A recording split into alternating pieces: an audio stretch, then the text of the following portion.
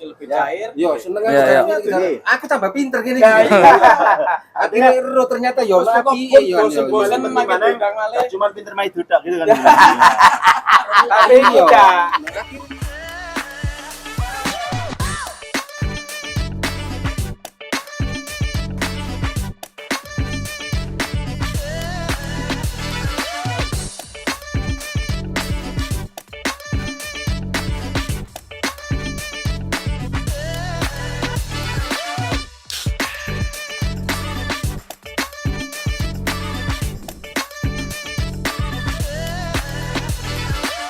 Assalamualaikum dulur, ketemu mana nang Rempon Darjo, acara Blor-Loron Kopi Kasih Belajaran. Hari ini istimewa, Jo.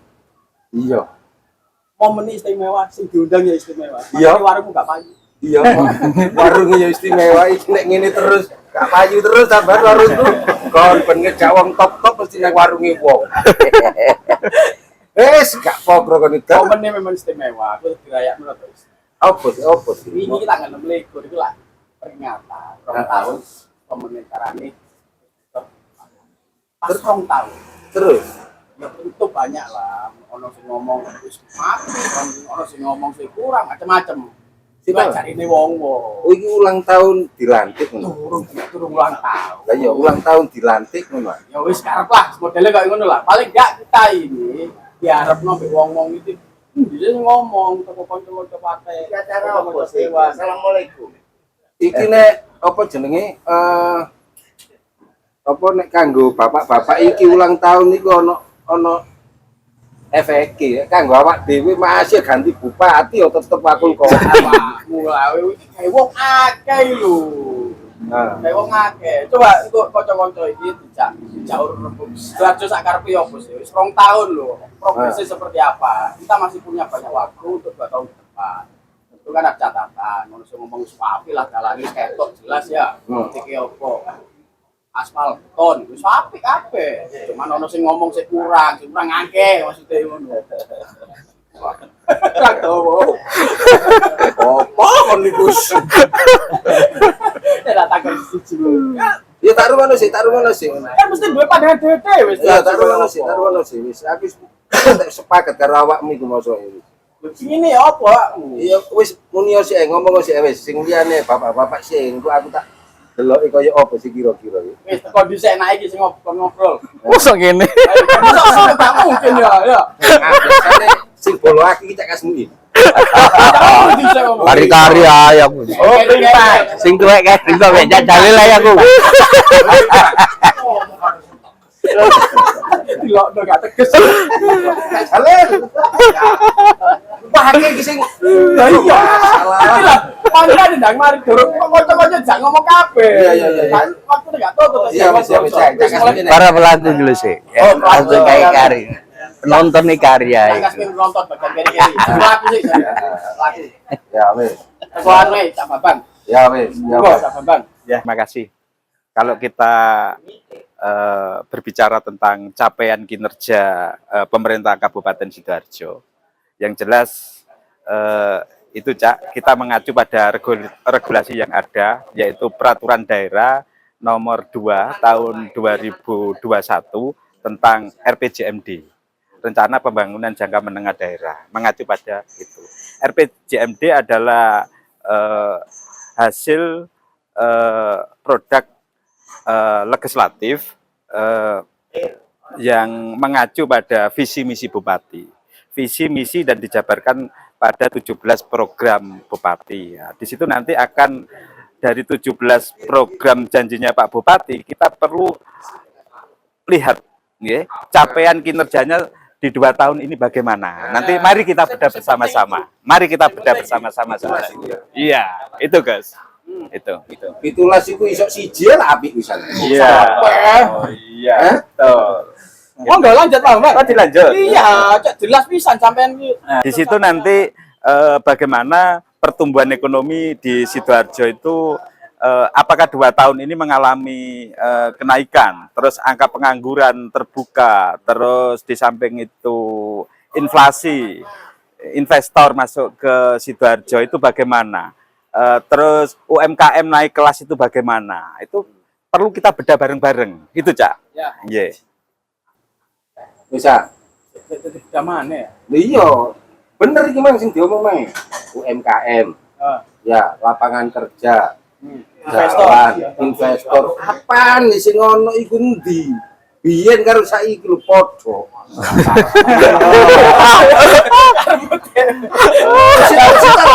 Endi sih? Cak Jama. Ah, ini yang ngomong cak Jama. Endi? Endi ayo. Lho endi sing ono wis gak ono cak Jama. Kita tahu sendiri kan, memang setiap program pembangunan itu pasti akan berproses. Nah, saat ini beliaunya memprioritaskan untuk infrastruktur. Kita tahu sendirilah gagasan unjukan di mana titiknya itu kan dengan semua sudah pada tahu, terutama ya Tulangan ini kan. Kalau Tulangan jangan sendirilah karena memang punya kelihatan Tulangan. Jadi gitu. Ada nak tiri, ada nak kandung ya. Proses. Beliau kan penjabat ini kan satu periode toh. Ya. Saya kan pasti akan berproses. Dan tahun ini pun juga pasti ada perencanaan jalan kota juga gitu. Nah mungkin satu saat mungkin di depan rumah saya juga nggak tahu kan di Bina Marga mungkin yang tahu seperti itu. Omahku perumahan cak. Oh. Tulangan Tadi disampaikan program tadi untuk UMKM naik kelas juga bisa sudah berjalan, kemudian juga Burda dan sebagainya sudah berjalan. Tapi bahwa saya yakin masih perlu juga penyempurnaan kan semua butuh proses itu. Jadi bahwa di sana sini ada kekurangan itu pasti. Nah dengan kekurangan yang ada itu kemudian akan kita evaluasi lah ke depannya agar lebih banyak. Kayak lo nih sih mas. Ya. Nah, kekurangannya apa ya, Cak? Apa itu? Kekurangannya apa sih? Pakai. Ya, kalau ngomong berbicara kekurangan ya tergantung cara pandangnya lah. Kalau memandang kita di dulu kurang ya mesti kurang terus. Ya. Bahwa artinya program beliau ini masih berproses. Dia satu periode dan saya yakin 17 program itu kalau nggak cukup dalam satu periode ya kenapa kemudian nggak dilanjutkan? Mulai karepan Lu kan logis toh. kayak gitu bawa bupati. Enggak apa-apa. Ono Cak Samsul kok kayak pandangan dia. Main di pandangan dia. Apa. Terkait dengan kepemimpinan Bupati dan Pak Bandi selama 2 tahun ini progresnya seperti apa? Ya wis. Anak iki asli. Apa asli apa? Bantengi moncongi putih. Terus? Abang. Oke ya, mulai ya. Ya, ya. Merdeka. Merdeka. Bekas. Lukas. Suwun Cak Dar tak Jo. Wis ngomong basane basa kampungan. Nah, masalah diawali kampungan. Secara KB ya. Jadi kita itu dalam hal pembangunan itu ada 2 item. Kalau sifatnya itu adalah infrastruktur itu pasti habis dipakai, harus pakai. Misalkan contoh pembangunan plengsengan, beton itu pasti dipakai. Tapi kalau pembangunan sumber daya manusia itu ada 2 SDM kategorinya. 1 pemberdayaan, 2 partisipasi. Itu pasti. Ketika berbicara program, seapik-apik mau program, mesti indikatornya adalah partisipasi masyarakat. Seakeh-akeh duitmu ya partisipasinya cilik berarti muspro. Gak ono gunane. Ya. Dan program 17 program apapun namanya program itu minimal ada 3 variabel yang dapat dilihat. 1, bagaimana outputnya. 2, bagaimana income-nya. 3, bagaimana impact-nya. Program seapike telu iki mbok 17 mbok apa jenenge. Ya. Minimal memenuhi itu 3 program ini. Variabel telu. Ya gak ono output-e, ya mesti ono output-e biasanya. Tapi gak ono income percuma. Kalau kami ya. Gak ono impact-e pisan. Dampaknya opo? Nah, ini harus di program itu minimal telu iki kudu kecekel. Misi kudu jelas, KB kudu jelas, semua kebijakan by riset. Kalau semua program baik, bla bla bla bla, hasilnya yo bla bla bla bla.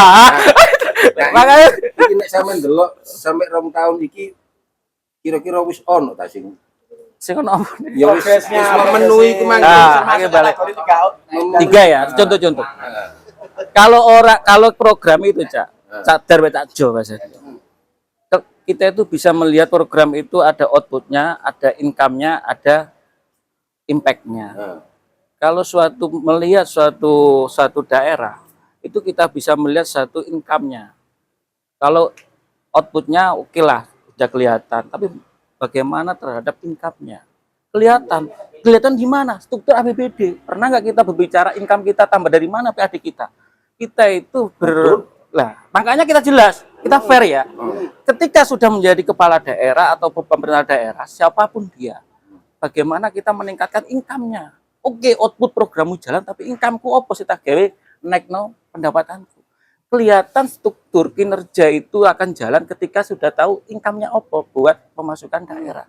Jangan bisa menghabiskan uang, itu keliru. Oke ya, paham ya? Jadi pemerintah daerah itu bisa berjalan efektif atau sehat. Bagaimana kita berbicara income-nya dulu, dong. Bagaimana kita menambah PAD. Ketika itu sudah jelas, menaikkan ratingnya dalam hal income-nya itu, berarti ada kinerja yang sehat, struktur yang sehat. Baik dari impact-nya, ada 3 unsur. Output-nya jelas, income-nya jelas, impact-nya jelas, Wis, maka program jelas. 1 sampai 10. Penuh biji piro kira-kira? Waduh, biji ku cak. Aku takut biji sampean ini variabel angka apa huruf? Loh ya iku mau Loh, angka apa huruf? Dari 3 kategori itu, apakah memang dalam 2 tahun sudah muncul Enggak, artinya gini. penilaian? Kalau penilaian, saya kira kalau berbicara penilaian hari ini ya 2 tahun. Pengukurannya 2 tahun. Yang penting saya itu melihat ada harapan kita itu berbicara ini adalah untuk semuanya. Kalau kita dewasa dalam hal pembangunan wajar, ada kurang lebihnya itu wajar. Tapi ada satu sistem yaitu namanya kolaborasi. Ayolah kita kolaborasi membangun satu kebersamaan. Lah iya piro iku, Mang? 1 sampai 10 piro? Nilai ya, nilai. Aku masalah duduk guru sing tak nilai ini. Kalau dalam pandang perseptif apapun nggak bisa kita nilai. Loh, Mungkin ono sing wani Kawani, nilai. kawani. Kasih nilai mungkin tak kasih nilai. Kawani. Itu nonton, luwih fair iso kayak nilai. ujiannya dinilai sama aja. Ujian apa mau nilai? Kopi haluan, mungkin nilainya selalu fair lah. Ya, ya Pak Kasbi. Kayak itu loh ya. Yang saya pahami di situ kan lebih kepada bagaimana pelaksanaan pemerintahan itu ada partisipasi kan gitu ya.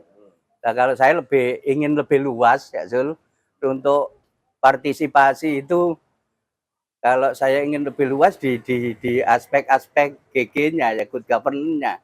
Artinya bahwa saya belum mengatakan ini eranya Gus Mugdor, tapi cukup lama saya menganggap ada satu kekeringan dari konteks GG-nya itu ya. Jadi bagaimana partisipatori masyarakat itu terakomodir gitu, termediasi, ada media partisipatori yang kuat, hearing dari Dewan Nyun Sewu, Rodok Diun Sumno dan sebagainya misalnya gitu. Ini kan wujud-wujud partisipatori yang konkret itu di sana. Iku zaman biyen Iya. itu. Nek saiki wis duduk giring. Partisipasinya di sini. Nah ini juga saya juga ingin lebih mengajak ke yang lebih objektif ya. Iki soalnya iki mau bal-balan iki giring-giringan nih wasit iki rodok kudu golek keras tok gitu ya. Jadi masalah iki kalus. enggak apa-apa. Enggak apa-apa. Ini suara masyarakat gitu ya. Karenanya saya juga gini. Karena saya juga yang ikut punya DPRD, yang ikut punya bupati, saya kira tadi ada jadi Pak Paubub ya. Kalau Mas Samsul kan peran politik memang gitu ya. Nggak tahu di PDIP itu berposisi sebagai apa di dalam pemerintahan ini gitu. Ya.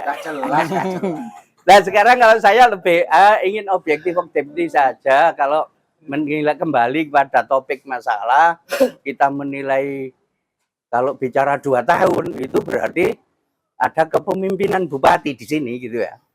Kalau disebut sampai tanggal tadi sama Cak Dar ya. Itu tanggal 26 tadi kan, berarti kan kita berbicara pada topik kepemimpinan bupati gitu ya. Ya, saya setuju terhadap semua masukan dari teman-teman. Ya namanya ini kepemimpinan tadi ya, ini kepemimpinan dalam waktu 2 tahun itu apa saja.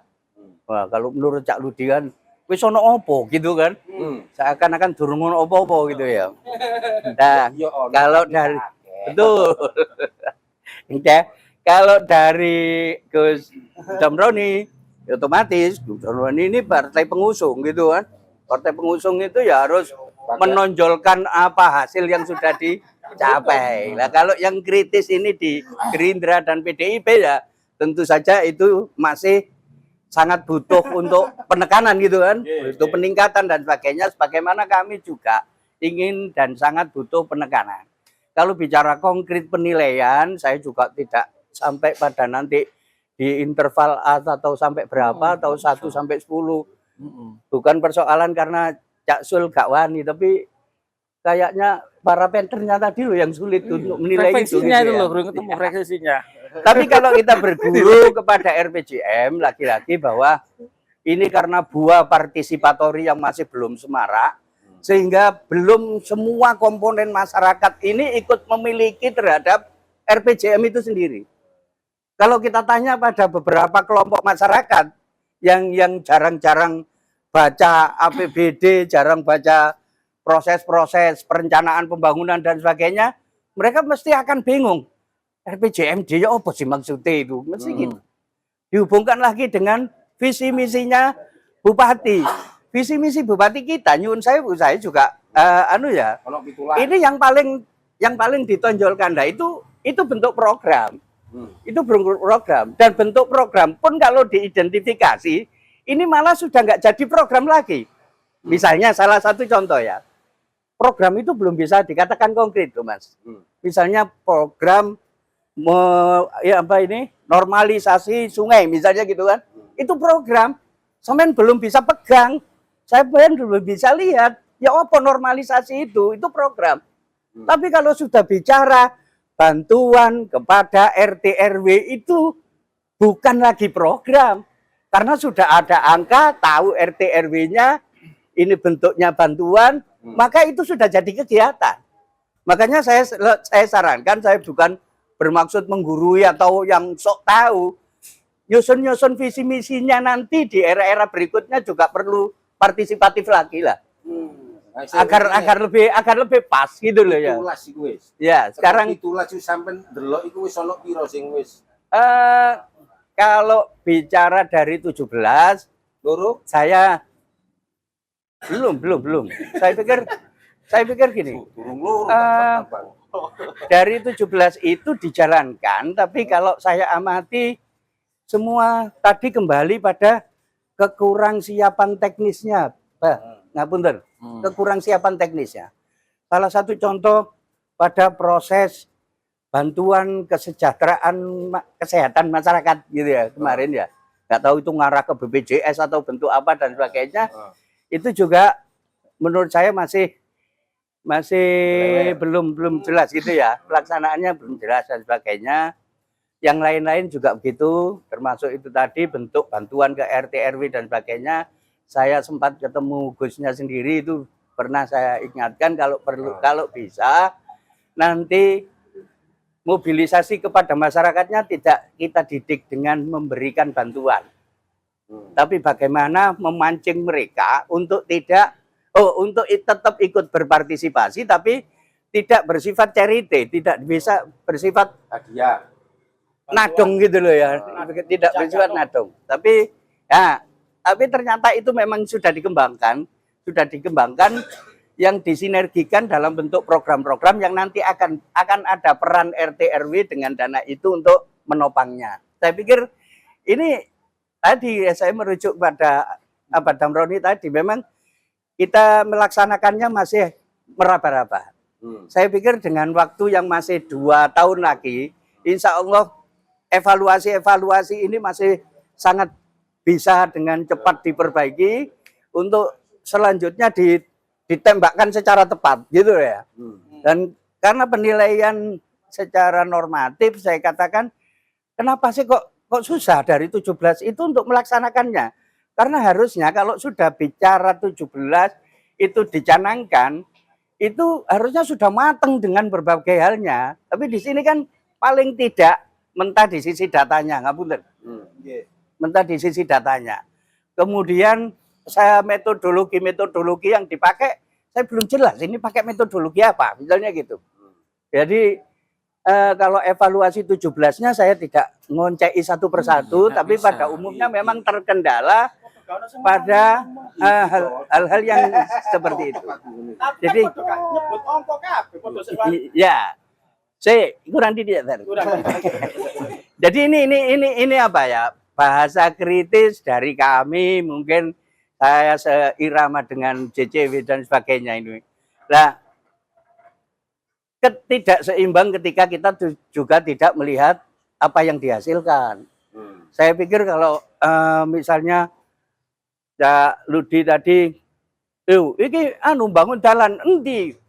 Saya pikir yuk sudah banyak yang tahu lah, saya ngelewati ini. Saya masuk lewat dalam aja, sing jurukal-jurukal kari titik ini lah. Di Temoro karo anu cilik-cilik gini, setelah itu sudah naik keluar sini, blang gitu kan. Artinya walaupun ini satu sisi ya, yang saya lewati, tapi karena waktunya juga masih satu sisi, sehingga untuk sisi-sisi berikutnya di tahun-tahun berikutnya akan lebih bisa melengkapi. Nah, saya pikir mungkin nanti bisa didorong teman-teman DPR, tidak hanya bagaimana jalan itu menjadi celing karena sudah di beton, tapi lebih mengenal lagi pada impact-impactnya. Lek isok betone yo kuwe tok pemecahan terhadap keruwetane, kemacetan dan sebagainya, kayak di Kletek, kayak di Gedangan itu terpecahkan juga, misalnya begitu. Saya pikir ya yang dasar-dasar insya Allah sudah ditanam ini, sudah dicanangkan. Jadi saya sangat berharap dengan 2 tahun berikutnya ini akan dikembangkan menjadi cabang-cabangnya dan sebagainya itu bisa terselesaikan. Saya pikir itu kalau boleh sedikit menggarisbawahi apa yang saya sampaikan tadi yang berkaitan dengan program-program yang dicanangkan perlu lebih dipersiapkan dengan berbagai piranti teknisnya, metodologisnya dan sebagainya itu supaya lebih cepat mengena pembangunan ini gitu. Jadi bener iki kowe Cak Dam. Ya, terima kasih. Barang burung mateng, barang godokan penuh suku. Artinya kan begini toh. Memang ini masih berproses. Nggak bijak kalau kemudian kita mensertifikasi di 2 tahun ini kemudian disertifikasi, nggak berhasil, nilainya sekian, karena masih ada 2 tahun lagi. Justru dengan masukan-masukan dari teman-teman tadi ada lebih lagi membuka partisipasi masyarakat, saya lebih setuju itu memang. Ada forumnya di situ. Di Musrenbang itu. Bapeda membuka seluas-luasnya peran masyarakat dalam rangka memberikan masukan dalam rangka penyusunan itu. Di Musrenbang itu apa sih yang menjadi kebutuhan masyarakat? Itu silakan dimanfaatkan. Saya yakin terbuka. Kalau kemudian ada partisipasi masyarakat yang merasa kemudian dibatasi, monggo ajukan saja. Saya ini bagian dari warga Sidoarjo yang juga ingin memberikan masukan, sumbangsi pemikiran, konsep dan sebagainya. Di rumah Di forum Muslim ya pasti di rumah lah. Engko mek ngomong-ngomong tok kan. Itu loh. Bangku mek Artinya begini ya. ngomong-ngomong tok gak di rumah. Kita enggak boleh apa dari dulu. Kalau pesimis. Nah, kok Jadi saya sangat sepakat mendorong di Bapeda untuk lebih terbuka, memberikan partisipasi masyarakat. Karena masyarakat yang lebih tahu akan kebutuhannya. Di forum itu nanti akan menyampaikan. Contohnya ngene Cak Dam. Nggih, apa? Iku kan rupa sing perkara apa? Kurma. Ya, Pak Bambang ini sampai muring-muring gak karu-karuan sih. Kira-kira saiki wis dilakoni ta durung Pak Bambang? Evaluasi ke depan. Ya. Ini kan anyar maneh iki. Iya. Terkait program kurma. Paling gak di rumah. Program kurma itu sebetulnya di tahun 2022 itu Cak, itu yang mengajukan program kurma itu 2.332 kelompok. Tetapi yang realisasi itu insya Allah 1.891 kelompok.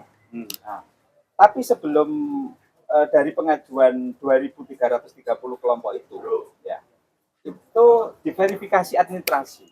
Nah, verifikasi administrasi itu melibatkan dari akademisi, kemudian dari Kadin, kemudian dari ibu-ibu PKK untuk memverifikasi tentang kelolosan syarat-syarat yang lolos itu. Nah, tapi yang tidak lolos nanti bisa mengajukan di tahun berikutnya, di tahun 2023. Tapi kalau kita mohon maaf Cak ya, kalau kita kembali ke 17 program Pak Bupati, ya, itu kurma yang saya terangkan tadi Gus ya, kurma. Kalau kita kembali ke 17 program Bupati, sampai capaian di tahun kedua, walaupun ini LKPJ Bupati tahun 2022 itu belum dibahas dan kita belum tahu hasil LKPJ di tahun 2022 besok yang lalu itu bagaimana saya belum tahu. Tetapi di dalam 17 program itu masih banyak kekurangan. Walaupun dari 17 program itu yang 16 program itu sudah terakomodir tapi belum 100%. Tetapi yang satu program khusus tunjangan RT ini yang 0%. 0%. Belum realisasi. Tapi yang 16 itu sudah ada. Saya sudah tahu evaluasinya, sudah tahu hasilnya sampai persentasenya sekian-sekian itu saya sudah tahu. Insya Allah itu. Tapi yang satu program itu untuk tunjangan RT itu sama sekali belum dilakukan oleh pemerintah Kabupaten Sidoarjo. Bukan tidak Rencananya dilakukan, belum. 2023 ini Kemudian walaupun bupati yang terpilih ini adalah bukan pendukung partai kami, ya, tapi bukan berarti saya partai oposisi, bukan, tetapi tetap mendukungnya. 17 program itu kita dukung, tapi tetap kita lakukan evaluasi dan kritis. Itu Tetap boloan lah iya, ya, tetap masih kita lakukan kritik yang gitu. Jadi saya berharap kepada Pak Bupati ke depannya, termasuk nanti kalau mau nyalon lagi, ya, paling tidak di visi misi termasuk dijabarkan 17 program itu, kita jangan ngomong pada program saja, tetapi juga dilengkapi dengan kekuatan APBD kita. Nah, itu harus seimbang. Kalau kita ngomong program tapi gak ada duit kan percuma. kapur baru sak lemari. Kapur terus sak lemari. Kedabrus gak mari-mari. Nah, itu Gus. Begitu Cak ya? Ini ya. Ngomong program 45. Tapi bener, mekanisme legal untuk mengatakan kalau memang ngajuan ya, itu kan legitimasinya ente terpilih ya, pasti kepilih kan jadi api. Nah, itu tapi menjadi hukuman yang misalnya gagal, ya nggak kepilih mana. Itu nanti adalah di pilkada kalau memang ukurannya itu memang maju mana ya. Ya. Tapi paling nggak hari ini kita selesaikan dulu ya 2 tahun ke depan itu. Ya. Gitu. Ya. Kayak jadi maju ya, kok jadi apa pasti kepilih ya. Ya. Di masyarakat kan loh, gampang kan loh.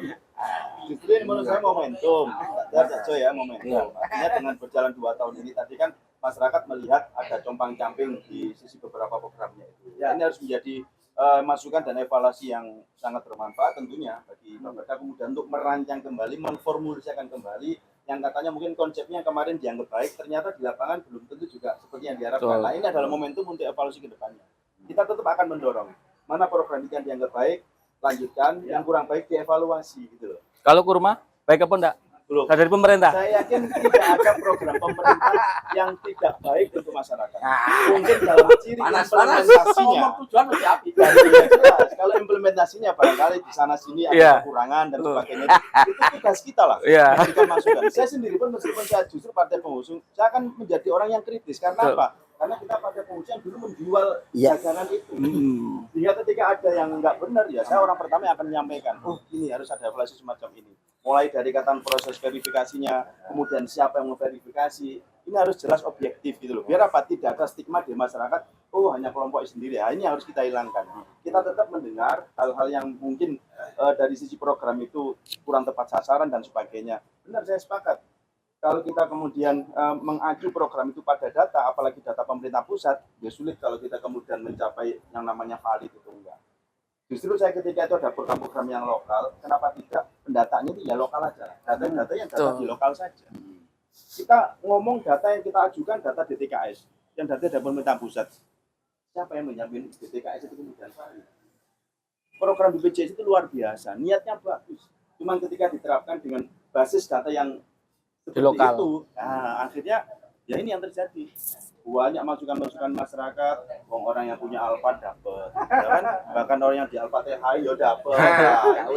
Harus menjadi evaluasi kita bersama. Kita akui bahwa terjadi di lapangan semacam itu.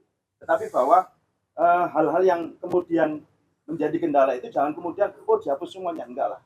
Apa yang kita bisa kita ambil semuanya ya jangan dibuang semuanya, ambil yang terbaik. Itu yang akan kita lakukan. Tapi itu Cak, untuk pengukuran kinerja pemerintah daerah itu ada strukturnya.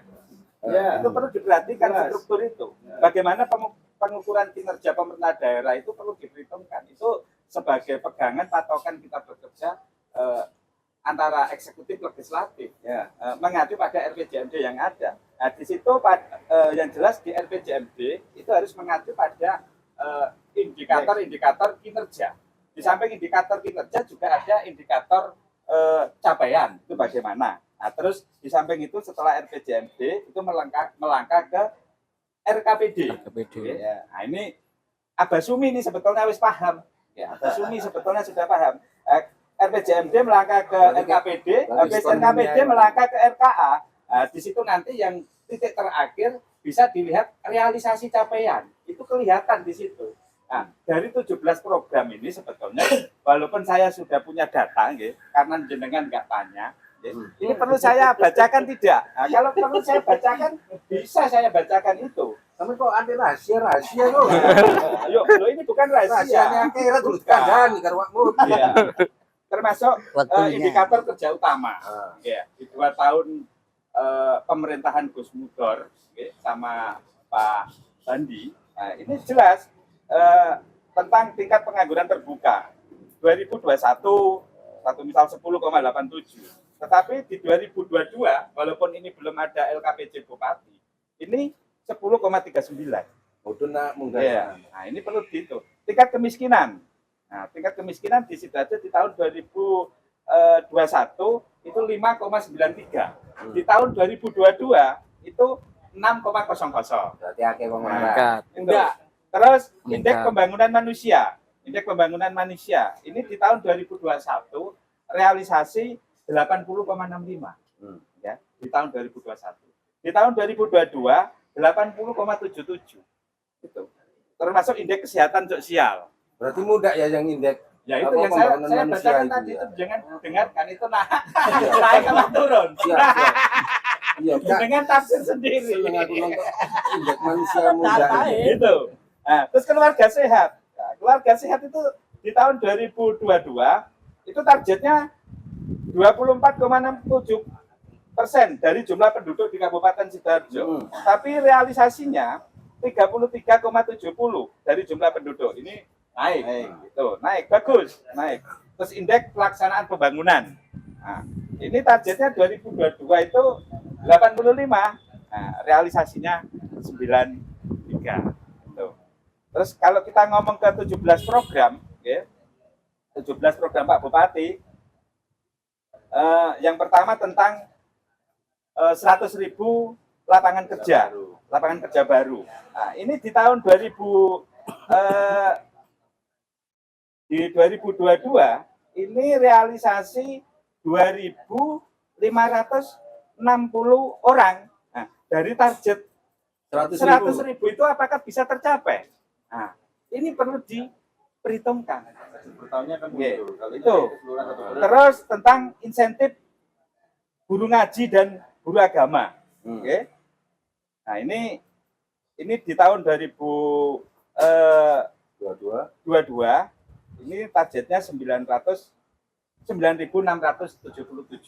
Nah, ini sudah realisasi ini. Tapi yang namanya guru agama itu setiap tahun pasti bertambah. Nggak mungkin menyusut.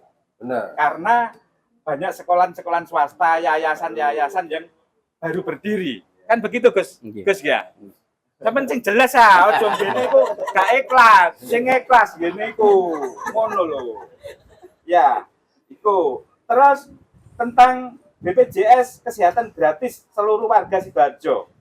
Nah, ini di tahun kedua tahun 2022 ini baru realisasi 66.509 orang. Sedangkan jumlah penduduk di Sidoarjo itu berapa? 2.300.000 sekian. Itu. Nah, baru realisasi 66.919 orang. itu dibuka untuk miskin loh ya, bukan 2 juta miskin semua. Iya, bukan. Maksudnya yang miskin. Nah, jenengan tahu data penduduk miskin di Sidoarjo berapa kira-kira, Gas? Kalau menurut BPS bisa jadi karena cuan. Iya. Fluktuatif, fluktuatif. Iya, iya. Makanya itu Bang Mas yo iki dorong, tapi indeks manusia itu kan munda iki Mang jarine. Nggih, manusia apa nih? Iki soalnya awak dhewe iki PM ya, Bang? diajari untuk sabar ngono kan. Wah. Ngoten Tadi nggih. lek sabar engko aku tak janji sih engko sabar kapan-kapan ngono. Engko tak wujudno kan ngono ya. Nggih. Ya kan Emang diwujudno. pesimis Santai ya. setelah 2 tahun. Iya iya. Nah, terus iku, Cak. Sing saiki iku sing menjadi masalah yang capaiannya masih 0%, Cak. Ini yang 6 juta operasional bagi RT. Nah, ini terus kapan, Cak? Iya. Ngono Kan lho, masih ada Cak. 2 tahun. Aku toh. ki banyak kita Masih kon di ada 2 lapangan. tahun. Pak RT, Pak RW ku tumpah kok kabeh, Masih ada Cak. 2 tahun. Mungkin Sowan momentum yang diharapkan Pak Bambang itu beda dengan momentum yang dipikirkan oleh Pak Bupati kita kan, kapan waktu yang tepat. Iya. Jadi orang itu akan bernilai manfaat ketika memang pas bener-bener membutuhkan di kayak ngono. Nek butuh di kayak sakmono, ya lah sak mene. Kuwi saya begitu. Ya bocah seru. Saya sih kok pingin Iya, ikut-ikut nimbrung ini yang soal itu ya. Jujur aja bahwa pada dasarnya saya sangat tidak setuju dengan bantuan RT RW. Karena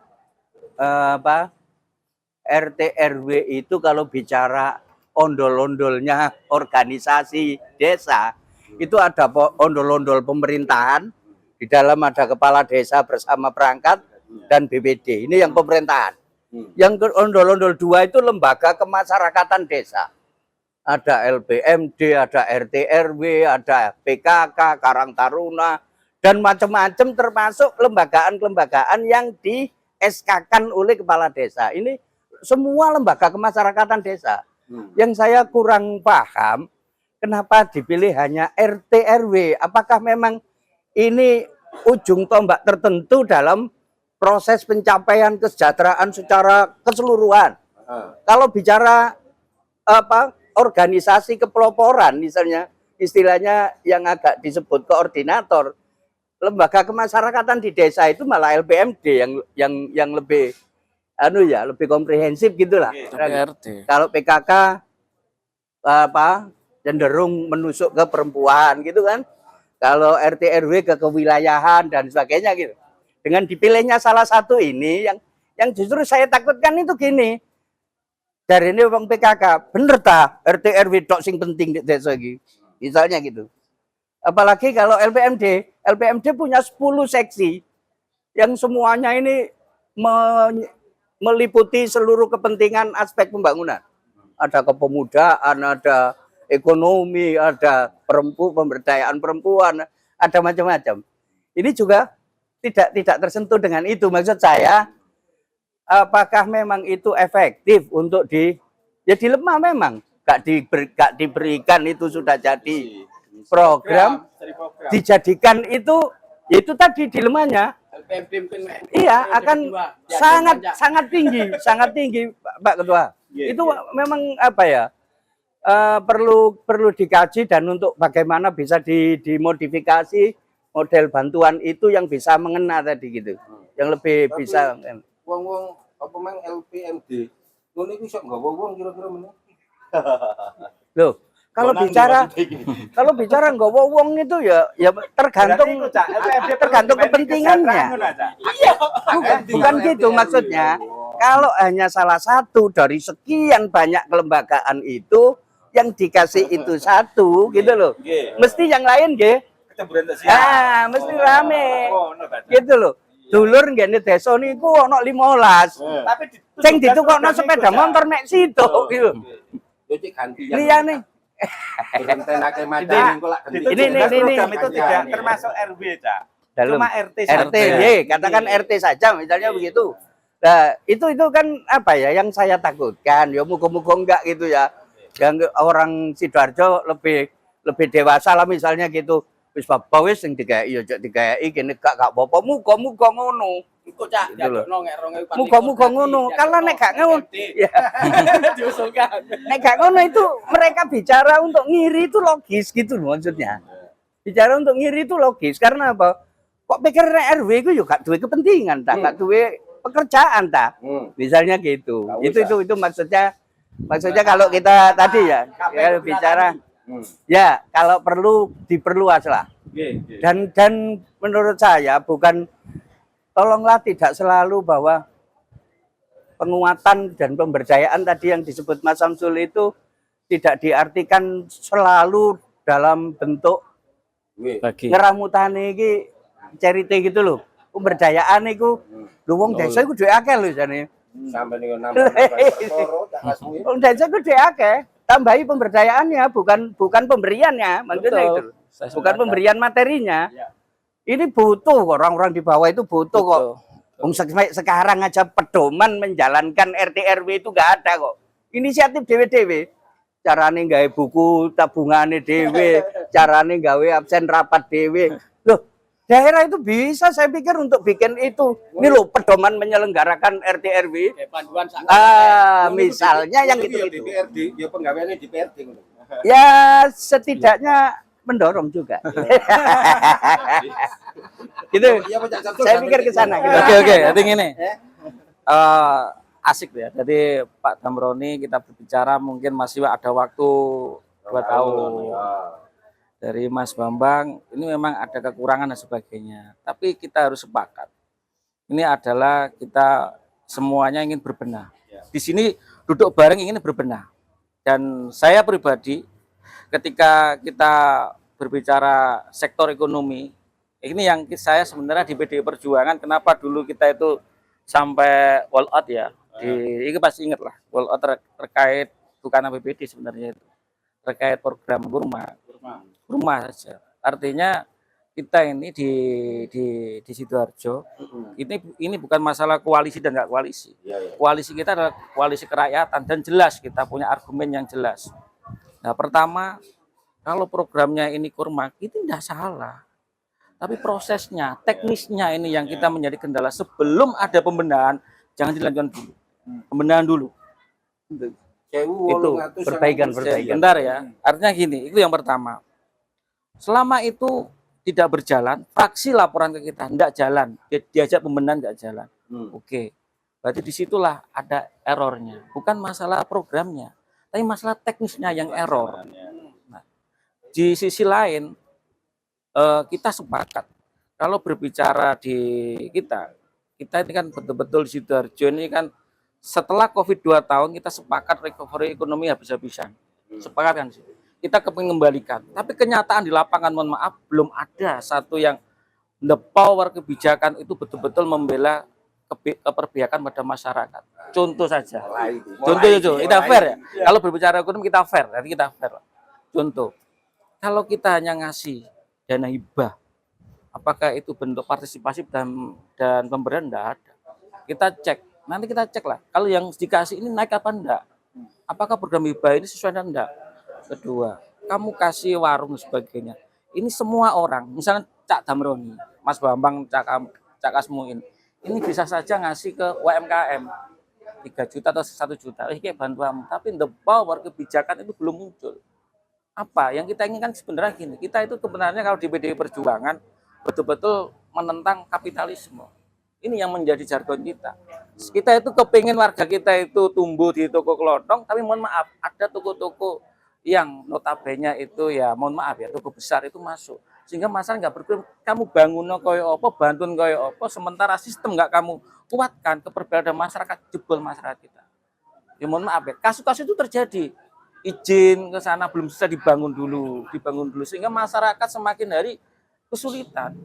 Masyarakat jangan dikasih ini hibahnya, tapi sisi lain masyarakat dihadapkan satu kebijakan yang di situ berbenturan keras di sektor ekonomi. Yang mana kapital begitu kuat. Inilah yang saya katakan kita ini belum siap keterbiakan terhadap masyarakat kecil. Sekarang kita live atau ada sebagainya. Masyarakat kita lihat cek aja satu persatu, apakah dikasih uang kemarin itu bisa naik kelas, apakah dikasih direhab itu bisa naik kelas, karena dia dihantam kan begitu besar, satu yang sangat luar biasa, bagaimana toko-toko besar itu milik kapital semua, mereka nggak berdaya sampai sekarang ini. Ini sudah kenyataan, kita harus rasakan. Kalau ngomong mau berjalan lebih bagus lagi, the power kekuatan kebijakan harus berani menyetop. Itu ya harus kita inginkan, karena apa? Kita per hari ini kita kepengen masyarakat kita, toko Wahyu, Wajo itu bisa hidup kembali di toko selama ini tidak hidup. Kita cek aja, malah susut sama miset. Karena apa? Uang itu seakan-akan nggak berputar di desa, berputar langsung naik terus, dan ini digunakan. Apalagi kita tahu bersama kita semua duduk di sini, sistem kita ini kalau di ekonomi pemerintah nggak ikut campur andir, habislah masyarakat kita, Pak. Karena apa? Ini tersedot semua uang ini. Uang nggak ada di desa. Uang belinya di toko besar, di jualan besar. Saya nggak nyebut namanya ya, karena sangat riskan lah. Mesti belinya di situ, uangnya nggak di situ berputarnya, mesti naik terus. Dan ini menguras uang desa di situ. Makanya saya bilang, Apalagi sekarang mereka menggunakan aplikasi beli 30.000 saya antar. Masyarakat apa pembelaannya? Sekarang apa? Apakah dengan uang itu kamu benturkan yang begitu besar, kekuatan besar itu? Tidak ada pembelaannya. Itu yang paling kita rasakan ya. Apalagi contoh, ini contoh real di Tulangan juga. Ada masyarakat desa Grenting contohnya.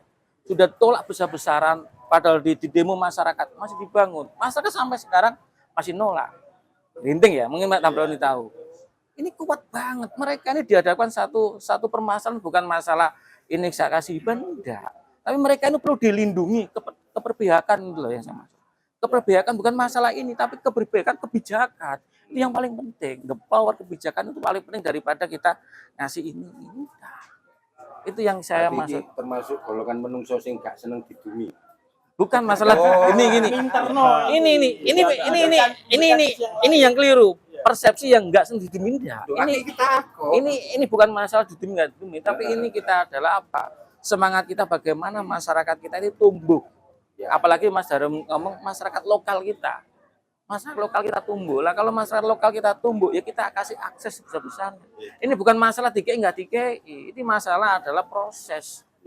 Katanya kita kepengen UMKM naik kelas. Naik kelas seperti apa? Kalau kita nggak betul-betul ngambil kebijakan keras di situ. Pancing di api ini. Iya. Tapi kan gini, banyak faktor tadi disampaikan oleh Mas Anam tadi. Jadi ketika kita berbicara peningkatan ekonomi, sekarang ini pola penjualan dan sebagainya sudah berubah total. Artinya bahwa ketika sampai ingin berdagang, kalau zaman saya kecil dulu pasti mikir nggak toko gitu. Sekarang sudah enggak lagi. Nggak punya toko pun dia bisa berdagang. Nah sekarang kuncinya menurut saya bagaimana kemudian memberdayakan para UMKM itu yang melek teknologi. Ini tugas pemerintah. Untuk apa? Pemasaran dengan era yang sekarang ini. Ini yang barangkali masyarakat butuh edukasi yang intens Mas untuk memasarkan dan sebagainya itu. Bagaimana dengan apa ini sistem Digitalisasi. Market digital itu kan ini harus lebih masif. Apalagi sekarang dunia pertanian katakan. Kita sadarkan pada para pemuda bahwa ketika ingin bertani tidak identik dengan lumpur, apa itu dunia beretoan dan sebagainya. Tidak lagi kok sekarang. Ada model petani milenial dengan hidroponik dan sebagainya itu. Tinggal kemauan kita untuk apa? Mengedukasi generasi-generasi kita untuk memberikan pengetahuan bahwa bertani itu sekarang tidak harus tradisional, harus kotor dan sebagainya. Bukan itu lagi gitu loh. Ideanya banyak, ya kan? Tetapi dari semuanya ini saya sangat berterima kasih. Pak Kasmuin, Pak Bambang, Mas Anam ini bahwa semuanya ada kepedulian. Betul. Untuk apa? Program Sidoarjo ini berjalan lebih baik lagi, Pak. Bukan berarti kemudian kita dianggap nyit, enggak lah. Saya sangat berterima kasih. Justru ini bentuk kepedulian dari masyarakat, dari semua elemen untuk apa? Memberikan sumbangsi pemikirannya. Dan harapan kami ini pun menjadi forum diskusi yang berkelanjutan. Silahkan dengan punya konsep yang bagus, sampaikan kepada Pemda atau sampaikan kepada kami. Kita akan sampaikan itu untuk melakukan bahan evaluasi kita. Nanti kan kita ada evaluasi kan yang tahun anggaran 2022 ini momentum juga. Susun tim itu, serahkan kepada kami. Dari 17 program itu mana yang kemudian dibenahi. Yang saya garis bawahi adalah Mas Anam, bukan programnya yang tidak setuju. Bagus kurma itu, tujuannya juga bagus. Cuman mungkin teknis pelaksanaannya. Ini yang perlu dievaluasi. Nah ini kan momentum evaluasi untuk menyeluruh semuanya lah. Iki koyo konco-konco sing sebelah kono iku pengin melok ngomong. Ayo. Apa baca Dam? Iya. Jenenge rempon. Ayo monggo, Sopo kira-kira iki ngobrol iki. pengin ngomong. Takoki. Mau rasa-rasan kabeh ngono.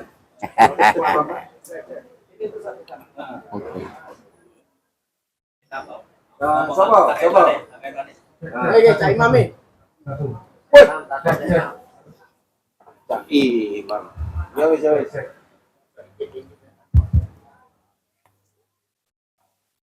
Matur suwun Mas Dar dan Jo, diskusi hari ini sangat menarik. Tadi yang disampaikan oleh Cak Dam, kemungkinan besar pemerintah hari ini atau 2 tahun ini kita bicara refleksi. Kalau bicara refleksi, kita berbicara selama 2 tahun kemarin apa yang telah dilakukan oleh pemerintah. Jadi data tadi disampaikan kemungkinan besar 2 tahun ini pemerintah itu lagi fokus atau betul di infrastruktur, khususnya di infrastruktur jalan atau urbanisasi. kita sebagai rakyat kelihatannya ini pesimis. Kenapa pesimis? Karena selama 2 tahun ini data yang kami dapatkan, jalan milik pemerintah Kabupaten Sidoarjo itu panjangnya 1014 km. 40 km. Sedangkan pada tahun 2022 kemarin itu yang baru tergarap itu hanya 47 km. Ya. Nah, itu hanya sekian persennya saja. Nah, rencananya tahun 2023 ini, nanti kalau dikoreksi, itu rencananya sekitar 48 km. Jadi kalau setiap tahun kita bulatkan 50 km saja, berarti selama 4 tahun kepemimpinan pemerintah Kabupaten Sidoarjo itu berarti 200 km yang tergarap. Nah, yang ini yang menjadi pertanyaan kita. Ini yang kita kan mengatakannya menjadi pesimis terkait itu. Hanya sekian persen saja yang itu tergarap di jalan. Makanya tidak heran Yang 1000 mau bro, udah tahu. itu lagi viral tentang jeglongan sewu. Udah, panjangnya Hampir di semua jalan. kecamatan itu tidak ada yang lolos dari yang namanya jeglongan Bisa sewu. 40%. Setiap kita lewat kemanapun itu kita akan menemukan itu. Mungkin hanya di jalan Tulangan Prabon yang mulus. Ya, itu begitu. Terus kemudian terkait stunting. Kemarin bupati kita dengan getolnya sampai teriak-teriak berusaha untuk menurunkan angka stunting. Berdasarkan data tahun 2021 itu angka stunting di Sidoarjo itu 14% naik menjadi 1,3%, yang artinya bahwa di tahun 2002 itu ada 16,3%, 16,8% kalau tidak salah. Nah, yang jadi pertanyaannya, kira-kira anggarannya berapa ini? Yang untuk menanggulangi permasalahan stunting ini. Nah, ini yang perlu. Ini yang perlu. Karena ini menyangkut hajat hidup orang, dalam arti kebutuhan pokok terkait kesehatan. Terus kemudian yang ketiga terkait pendidikan ya. Terkait pendidikan di Kabupaten Sidoarjo. Ini juga luar biasa. Jadi anggaran pendidikan kita kelihatannya ini dikepras, jadi tidak salah. Kalau di tahun-tahun di era kepemimpinan bupati yang sekarang itu hampir tidak ada RKB. Kalau saya lihat seperti itu, bahkan hanya perbaikan-perbaikan saja. Ini juga saya lihat sangat minim ya. Jadi dan saya juga anggarannya juga sangat minim. Itu begitu. Nah, inilah yang menjadi rakyat Sidoarjo ini menjadi pesimis. Sedangkan kebutuhan-kebutuhan pokok saja ini tidak terpenuhi. Terus kemudian terkait kenaikan dalam artian kita berbicara PAD, pendapatan asli daerah. Ini juga compang-camping. Kenapa? Kita mengambil contoh saja seperti potensi pendapatan asli daerah dari parkir misalnya. Kalau kemarin itu di target 20 miliar, akhirnya dilelang menjadi 32 miliar. Tapi artinya tahun 2023 informasi yang kita dapat rakyat ini itu justru hanya ditarget 10 miliar. Ini yang paling berdosa. Nah ini yang menjadi aneh gitu loh. Ini yang menjadi aneh.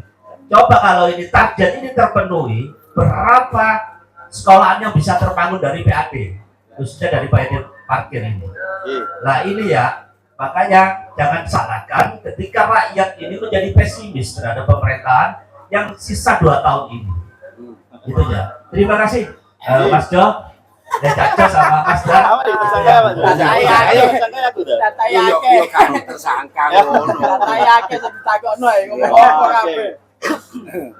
Mas Imam, kalau infrastruktur ya kita akui lah. Tapi kita membangun kan juga melihat kemampuan APBD kita. Nggak mungkin kalau kemudian dari sebesar bidang kemampuan kita itu kemudian dibiok no kabin infrastruktur selainnya nggak bangun tak? Ini nggak punya program kan? Itu kan ya. Jadi tetap. Jadi di skala prioritaskan dulu. Saya sepakat. Saya juga memberikan masukan kepada Bina Marga juga kepada Bapeda bahwa yang perlu dibetonisasi itu memang ruas-ruas jalan yang memang itu untuk tonase yang berat-berat itu prioritas. Contoh katakan sekarang mulai dari Kerendung ke arteri Porong itu kan banyak sekali arus kendaraan yang memang itu tonasenya yang berat-berat itu. Saya sangat sepakat itu untuk kemudian dibetonisasi gitu loh. Tetapi bahwa sekarang kenyataan di mana-mana masih ada yang katanya tadi jalan-jalan yang rusak, memang faktor cuaca sangat mendukung itu. Ditambah lagi kurang gerak cepatnya aparatur kita untuk menangani itu. Saya juga sudah memberikan masukan agar di setiap ekskawadanan itu ada workshop lah untuk menangani jalan-jalan yang lubang untuk segera ditangani. Karena dulu kita juga berharap pada program PIWK dulu sebenarnya bagus gitu. Cuma memang belum ditunjang dengan SDM yang memadai juga. Karena itu gerak cepatnya kan di situ. Ya. Jadi memang proses bertahap itu. Kita akui bahwa itu masih belum sempurna semuanya. Di samping faktor yang kedua belum ada aturan kelas jalan untuk kendaraan-kendaraan yang lewat. Ini juga mempercepat gitu loh. Bukan berarti kemudian kualitas bangunan speknya yang kurang, enggak. Tapi memang kan beban yang melewati itu tidak sesuai dengan kapasitasnya tadi itu. Ini yang mempercepat juga. Kita tahu kan pada saat unsur nebang jalan-jalannya sebenarnya sudah mulus itu, kemudian karena ada angkutan kebu itu akhirnya mempercepat kerusakannya.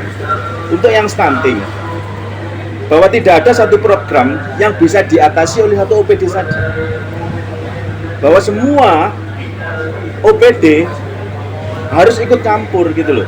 Stunting itu bukan tanggung jawabnya Puskesmas atau Dinkes saja, karena penyebab stunting faktornya juga banyak. Faktor kualitas air, kemudian sanitasi dan sebagainya, itu kan berbagai pihak yang melakukan itu. Sehingga saya mendorong Bapeda untuk setiap program besar itu menyusun action plan-nya, rencana aksi daerah terkait penanganan stunting dengan target-targetnya, sehingga OPD ini melakukan ini dengan anggaran sekian dan sebagainya.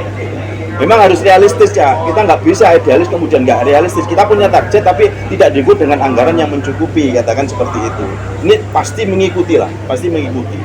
Nah, untuk yang di pendidikan, ini memang penting. Dengan sistem zonasi ini, maka mau tidak mau pemerintah dipaksa untuk membangun sarana pendidikan baru. Karena dengan zonasi ini kan nggak mungkin yang jana jauh kemudian bisa ada sekolahnya, gitu. Tapi juga ada simalakama ketika pemerintah ingin memenuhi itu, ya bahasanya kita ngomong juga bagaimana dengan sekolah-sekolah swasta yang notabene juga membantu mendorong itu, kan juga jangan sampai kemudian mematikan mereka juga. Nah ini semuanya berproses Pak. Jadi bahwa kalau kita berharap bahwa tidak ada sekolah rusak, kayaknya nggak mungkin. Nggak mungkin, karena kita tahu lah kualitas bangunan setahun berapa. Sekarang yang mungkin dulu catatannya Pak Bambang ini masih kategori ringan. Setelah berubah tahun menjadi lagi rusaknya sedang, ganti lagi kemudian menjadi berat. Nah ini kan, ini pasti akan berjalan gitu loh. Desi ini kemudian butuh kemudian ada kajian terkait dengan teknis kondisi-kondisi bangunan itu. Mana yang super prioritas itu didahulukan, sehingga jangan sampai terjadi antisipasi moro-moro bangunan ambruk gitu. Sehingga saya sepakat kalau ada katakan rehab satu titik sekolah itu selesaikan itu. Katakan kebutuhannya 4, jangan kemudian 2. Udah selesaikan sudah 4 itu, sehingga kita nanti akan beralih ke yang lainnya, sehingga satu kecamatan ini selesai untuk yang ininya, bukan lagi disisakan kok balik nang kini meneng. Ternyata seperti itu. Kembali lagi bahwa tidak ada program itu yang bisa diangkut oleh satu OPD saja. Bahwa semua program itu pasti akan selesai ketika diintegrasikan, ada kolaborasi sinergis dengan semua OPD. Ini yang penting, tidak boleh ada ego sektoral. Ketika berbicara stunting, janganlah dinas yang lain anak dinkesnya, tidak ada seperti itu. Karena ini pasti akan menjadi sebuah program satu kesatuan baru akan bisa berhasil. Jangan harap itu akan finish ketika masih ada ego sektoral di masing-masing OPD. Itu menurut saya seperti itu. Saya terima kasih ada masukan seperti ini. Yes. Ya, Parkir ya? Parkir bukan mana Kak? Sama yang ngomong parkir ini rumput Cak. Ini Dinas Perhubungan harus bekerja keras. Bagaimana titik-titik parkir di lapangan itu nggak sampai hilang potensinya. Itu Cak. Oke, Dar. Iki koyo kapur baru sak lemari, Dar. Ya mau Nyela-nyela dikit, Cak Ludi. Minta waktu sedikit. Ini lagi-lagi kembali sebenarnya kan pada kelemahan data sebenarnya. Pada kelemahan data. Kalau tadi disebut ada pajak parkir dan retribusi parkir, itu setidaknya namanya kelasnya pemerintah daerah. ini punya jelas titik yang pajak parkir itu mana saja, titik retribusi itu mana saja, gitu ya. Sehingga tidak terjadi seperti kemarin ini, saya juga bingung. Ini di GOR dikasih jomplangan sekarang, di portal sekarang gitu ya. Yang ini prakteknya kok sangat identik dengan pajak parkir. Kayak ini kan jadi parkir kawasan gitu Mas Bambang ya. Jadi parkir kawasan gitu, kayak di RSUD kayak apa kan persis itu. Padahal kemarin itu merupakan bagian dari yang ikut di kerjasamakan ini rupanya gitu. Ya karena di situ yang empuk, ada masalah yang lain abaikan, yang ini malah dibangun sekarang, malah resmi. Jadi dampaknya juga banyak itu. Sekarang warkop-warkop sudah pada tutup. Orang itu psikologisnya bukan hanya bicara alah terlalu ngewe, tidak itu sebenarnya. Tapi dengan di portal terus bayar, keluar masuk, kate tuku gula, kate opo terus bayar lagi, ini bayar lagi. Males. Ini akibatnya nggak jelas gitu ya. Dan pengunjung juga di GOR itu sudah hampir habis sudah warkopnya. Itu ya. Ya, jadi yang kepentingan saja kembali lagi bahwa evaluasi terhadap data ini sangat penting sekali untuk dikondisikan, diperbaiki. Berbicara tadi Pak Demroni bicara sinergis, itu yang termasuk kayak sekarang jalan-jalan besar dibangun ini, sinergitasnya yang sangat kental itu, itu yang harus mengikuti di situ adalah sanitasinya. Tidak ada jalan dibangun tanpa mengkondisikan drainase. Karena itu bagian dari perawatan jalan itu di sana. Ya ini kalau kita kelihatan hanya bangun jalan, kok kanan kiri ini gak diapa-apaan no. Bahkan kemarin saya contohkan waktu saya diundang di FGD-nya RKPD, rancangan awal RKPD, saya sampaikan, mohon maaf saya harus ungkapkan, kayak di GOR itu kawasan yang sedemikian besar, ini sanitasinya semua ditutup. Mau ada pavingisasi, seruet itu yang kemarin itu saluran ditutup semua sudah. Habis. Kemarin 1 abad itu yang paling mengenaskan karena di sebelah posko saya gitu ya. Ini genangan ini keboboran enggak anu sama sekali. Karena 2 saluran kanan kirinya habis sudah. Beberapa tahun sudah dihabisi. Jadi waktu ada pavingisasi. Yang terakhir mungkin yang perlu saya tekankan, ini berkaitan dengan tadi ya. Kayaknya memang ya namanya orang membangun itu sama dengan kita di keluarga ya. Tidak selalu semua cukup apa yang ingin kita kerjakan dengan ketersediaan dana, SDM dan sebagainya ini cukup kan enggak mungkin. Nah kalau itu terjadi ya mungkin Kabupaten Sidoarjo ini kita target aja tinggal 5 tahun Sidoarjo misalnya gitu. Selesai, enggak mungkin. Pasti ada kekurangan ya Imam ya. Jadi dengan kekurangan itu memang tantangan pembangunan. Bagaimana kita bisa mengefisienkan dan mengefektivitaskan. Nah, efisien dan efektivitas itu ujung-ujungnya nanti di ini ketersediaan dasar-dasar yang akan kita laksanakan itu akan jadi efektif ketika datanya bagus. Misalnya begitu. Pembagian kewenangannya bagus. Loh sekarang mau jadi efektif tadi dihitung Cak Imam. Jalan di Sidoarjo itu sekian. Yang rusak sekian persen, misalnya begitu dan sebagainya. Saya kok masih ragu. Karena apa? Loh sekarang itu setiap mata pembangunan saya masih belum jelas sasarannya. Sasaran pembangunan itu terbagi-bagi loh. Ada otonomi desanya, ada otonomi kabupatennya, ada yang miliknya provinsi, bahkan ada pusat. Gitu ya. Nah ini karena tidak terkendali, mohon maaf saya sedikit nyinggung. Sekarang namanya BK itu kerangkanya bantuan. Bantuan itu mesti diberikan pada orang lain. Bukan saya membantu Kasmuin, itu enggak ada. Yang ada saya membantu Cak Ludi. Ketika kabupaten membantu, yang dibantu itu mesti sasarannya desa harusnya. Tapi coba BK-BK-nya teman-teman, maaf sekali, ini harus saya buka. Bantuan-bantuannya teman-teman banyak dipakai mengerjakan yang tanggungannya kabupaten. Kenapa kita masih sebut bantu? Yang dibantu itu kewenangan urusannya desa. Yang mendasar jadi catatan bahwa tolong kondisikan sejak dulu diamanatkan undang-undang cari itu pasal-pasalnya. Yang belum terkondisikan adalah pemetaan kewenangan urusan pembangunan antar otonomi. Sing bagiane desa iki nek kenongo iku dalan iki dalan sing ruas ndiae.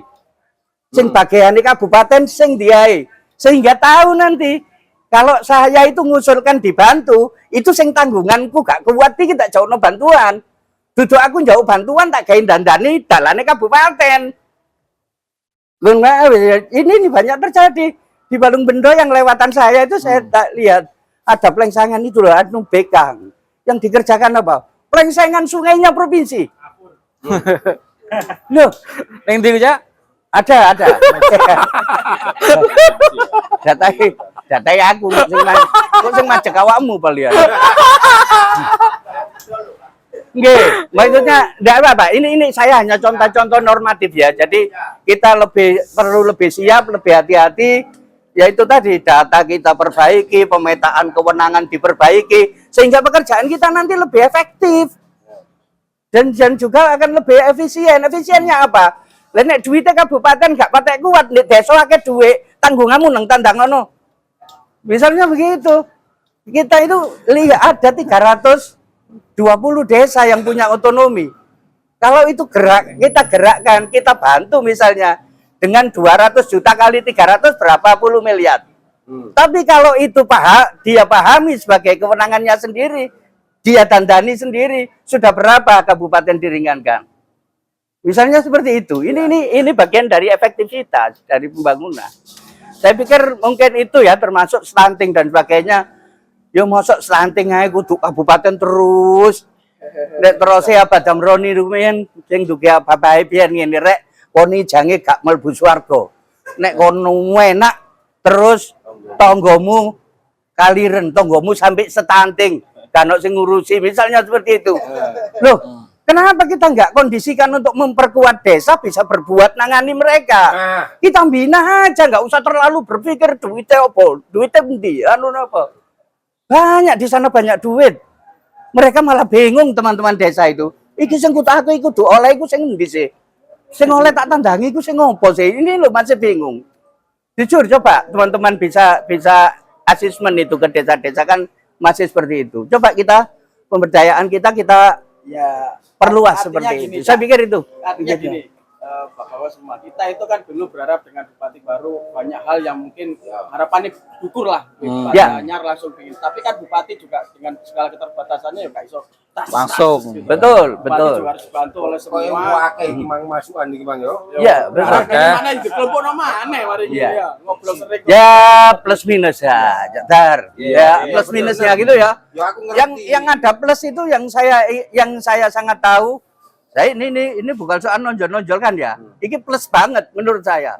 Belasan tahun kita hanya dipameri mau bikin rumah sakit, mau bikin frontage road, mau bikin sekarang terwujud dengan 2 tahun. Setidaknya itu juga plus besarnya yang harus kita hargai kan gitu toh. Oke, terima kasih. Berarti ngerti aku. Yo ono api yo. Yang penting habis ini kan ada banyak pelibatan partisipasi dari semua. Oke, pihak. sip. Sejatinya bahwa setiap kemungkinan pasti ada ada kelebihan dan kekurangannya. Wajar. Pasti semacam itu, ya. Jadi nggak ada lah kepemimpinan kemudian yang sempurna, tetapi yang harus kita garis bawahi bahwa kekurangan itu bukan berarti ketidakmampuan. Betul. Nah, itu kan ya. Jadi justru dorongan dari teman-teman semuanya ini elemen yang ada di Bulan Suci itu kemudian apa memberikan masukan-masukan terhadap kebijakan-kebijakan yang ketika diterapkan ternyata ada kendala-kendala di lapangan, monggo masukan-masukan itu sangat terbuka kan. Berarti kurang 2 tahun iki kari gaspol ngono ya, Cak. Insya Allah lah tergantung tadi. Tapi gak timpol jagang tengah ya. Tadi sepakat kok. Makanya ini harus ada kemauan semua pihak. Stunting tadi bukan hanya urusannya kabupaten, desa pun berkewajiban di situ. Tetapi berapa persen sih yang kemudian kepala desa mau berpihak untuk menganggarkan kepedulian terhadap pencegahan stunting ini tidak rata. Sehingga barangkali mungkin perlu juga ada semacam Rumusan Perbup misalnya begitu. aturan dan Tidak sebagainya, apa-apa. bahwa wajib katakan menyisihkan anggaran desa ini untuk apa? Kepentingan kesehatan dalam rangka apa? Pencegahan stuntingnya. Betul, Itu betul. sebagai arahan. Kalau tidak begitu ya semua gue kok. Ya. Kadang-kadang di kepala desa itu Nggak paham, mereka nggak paham, nggak paham. lebih seneng membangun infrastruktur, membangun fisik daripada Ketok. SDM. Ketok loh. Itu juga nggak salah karena masyarakat begitu. Elah kepemimpinannya tak dari apa sih oleh ini kok ada bangunan belas, padahal kan bangunan bukan hanya fisik, tapi SDM juga penting gitu loh. Lah dari sisi itu perlu kesadaran kita bersama. Kalau memang untuk mengobrolkan itu butuh sebuah regulasi, butuh pergub untuk apa? Mempertajam program itu bisa berhasil. Kenapa tidak itu dilakukan? Nah, ya kan? Ya.